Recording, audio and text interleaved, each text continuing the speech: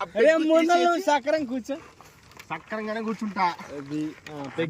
సెట్టా అదే అది ఆస్తా ఏ నువ్వు ముందర మేము చూడాలి.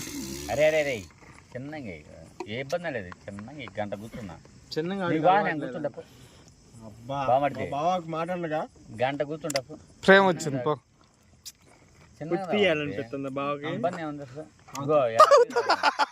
చిన్నగా నువ్వు తావు అట్లా బావ అంత మాట పుత్తి తీయాలనిపిస్తుందా? వాడిని ఇప్పుడు ఇంటికి ఇస్తావా? ఇస్తాడండి అయ్యా.